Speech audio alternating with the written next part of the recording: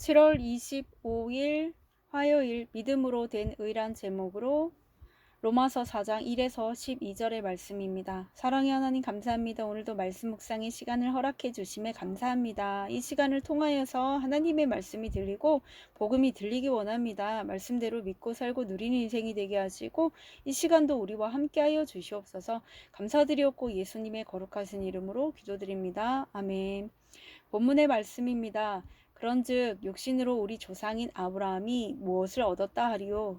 만일 아브라함이 행위로서 의롭다 하심을 받았으면 자랑할 것이 있으려니와 하나님 앞에서는 없느니라. 성경이 무엇을 말하느냐? 아브라함이 하나님을 믿음에 그것이 그에게 의로 여겨진 바 되었느니라. 일하는 자에게는 그 삭시 은혜로 여겨지지 아니하고 보수로 여겨지거니와 일을 아니할지라도 경건하지 아니한 자를 의롭다 하시는 이를 믿는 자에게는 그의 믿음을 의로 여기시나니 일한 것이 없이 하나님께 의로 여기심을 받는 사람의 복에 대하여 다윗이 말한 바 불법이 사함을 받고 죄가 가려짐을 받는 사람들은 복이 있고 주께서 그 죄를 인정하지 아니하실 사람은 복이 있도다 함과 같으니라. 그런즉 이 복이 할례자에게냐 혹은 무할례자에게도냐 무릇 우리가 말하기를 아브라함에게는 그 믿음이 의로 여겨졌다 하노라. 그런즉 그것이 어떻게 여겨졌느냐? 할례시냐 무할례시냐? 할례시가 아니요 무할례시니라. 그가 할례의 표를 받은 것은 무할례시의 믿음으로 된 의를 인친 것이니 이는 무할례자로서 믿는 모든 자의 조상이 되어 그들도 의로 여기심을 얻게 하려 하심이라. 또한 할례자의 조상이 되었나니 곧 할례 받을 자에게뿐 아니라 우리 조상 아브라함이 무할례시에 가졌던 믿음의 자치를 따르는 자들에게도 그러하니라. 아멘. 도움말입니다. 사건 이러한 대가로 받는 보수를 말합니다. 할례는 남성 성기 포피 끝을 잘라버리는 의식으로 할례는 하나님의 명령으로 이스라엘에게 행해진 할례는 하나님과 이스라엘 사이 언약의 표징이었으며 이스라엘이 하나님께 선택되어 언약을 맺은 백성으로서 하나님께 순종하고 헌신하겠다는 약속의 상징이었습니다. 본문 요약입니다. 바울은 아브라함이 의롭다 하심을 받은 것은 그의 행위가 아닌 하나님을 향한 믿음 때문이라고 말합니다. 이란 사람이 삭슬 받는 것은 당연하지만 이란 것이 없이 의롭다 여김을 받는 것은 은혜이고 복입니다. 또한 바울은 할례자나 무할례자나 믿음으로 아브라함의 자손이 된다고 합니다. 오늘의 중보기도입니다. 이 땅의 주부들이 자녀들을 성경적 가치관으로 키우며 말씀에 담긴 진정한 행복을 가르치게 하옵소서. 아멘. 본문 해설입니다. 첫 번째, 하나님을 믿음의 1에서 3절의 내용입니다. 아브라함을 말씀을 의지해 고향 하란을 떠났고 독자 이삭을 하나님께 바치려고 했던 사람입니다. 하지만 이런 그도 하나님 앞에서는 자랑할 것이 없습니다.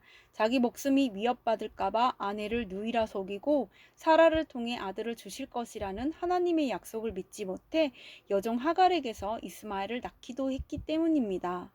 그럼에도 하나님은 아브라함의 믿음을 보시고 그를 의롭게 여겨주셨습니다. 어떤 환경에서도 하나님을 믿으면 주께서 나를 의롭게 여겨주십니다. 적용 질문입니다. 내 행위가 하나님 보시기에 자랑할 것이 없다고 생각됩니까? 나는 어떤 환경에서도 하나님을 믿고 살고 있습니까? 두 번째, 은혜로 받은 복 4에서 8절의 내용입니다. 삶이 경건하지 않아도 하나님은 믿는 자를 의롭다고 여겨주십니다. 그 대표적인 사람이 바로 다윗입니다. 다윗은 죄를 많이 지었지만 하나님이 그 죄를 가려주셨습니다. 이것이 은혜이고 복입니다.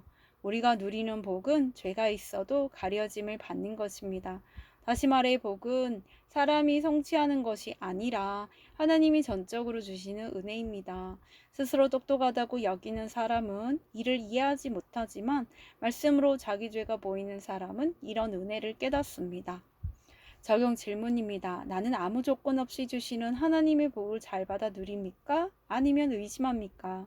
세 번째, 무할례시의 믿음으로 9에서 12절의 내용입니다.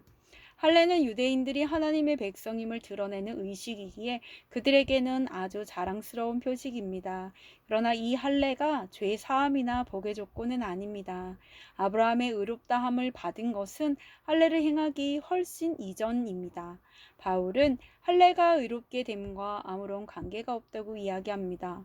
내가 믿음에 몇 대 손이고 무슨 봉사를 하고 대단한 헌신을 한 것보다 더욱 중요한 것은 내가 100% 죄인임을 깨닫고 회개하며 믿음으로 하나님 안에서 연합되는 것입니다. 적용 질문입니다. 내가 지금 드러내고자 하는 것은 무엇입니까? 나는 하나님과 연합되는 것을 가장 기쁜 일로 여깁니까? 오늘 기도하기는 아브라함과 다윗처럼 흠 많고 죄 많은 저에게 하나님을 믿는 믿음을 보시고 의롭다 여겨주셔서 감사합니다. 날마다 주시는 말씀으로 나의 죄가 가려짐을 받는 복을 받게 하옵소서. 그 은혜와 복을 가족과 이웃에게도 나누어지는 인생을 살게 하여 주옵소서. 아멘. 묵상 간증입니다. 성품에서 믿음으로란 제목으로 김영중님의 말씀 적용글입니다. 저는 가난한 농촌에서 6남매 중 5째로 태어났습니다. 학창시절에 공부하는 데 재미를 느껴 점수를 잘 받으니 학교에서도 인정을 받고 부모님도 그런 저를 믿어주셨습니다. 그러면서 제 마음에는 세상에 공짜는 없고 뭐든지 열심히 노력하면 성공할 수 있다는 성공신화가 뿌리 깊게 자리 잡았습니다. 결혼 후 아내의 우울증으로 교회에 나오기 전까지 저는 세상에서 무능한 사람들이 교회 다닌다고 여겼습니다. 그리고 교회를 다니면서도 하나님을 믿음에 그것이 그에게 의로 여겨진 바 되었느니라는 말씀에 입으로만 아멘했습니다. 이후 열심히 양육을 받아 3년 만에 소그룹 리더가 되어 무할례자 같은 제가 할례자 같은 모태 신앙의 지체들을 모시고 예배를 인도하니 스스로 믿음이 좋다고 착각했습니다. 하지만 누구보다 저를 잘 아는 아내는 세상 열심히 교회로 옮겨졌을 뿐 당신은 변한 게 없다며 저의 전곡을 찔렀습니다. 아내는 부모에 대한 상처로 공동체에 적응하기를 힘들어했지만 저는 소그룹 리더로서 체면이 깎일까봐 아내의 힘든 마음을 애써 외면했습니다.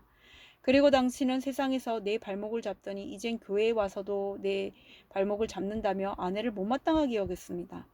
그런데 얼마 전 고등학생인 조카가 급성 백혈병 진단을 받았다는 소식을 듣고 너무 놀랐습니다. 그때 저는 이 사건을 동생 가족을 전도할 좋은 기회라고 여겨 동생을 찾아갔습니다.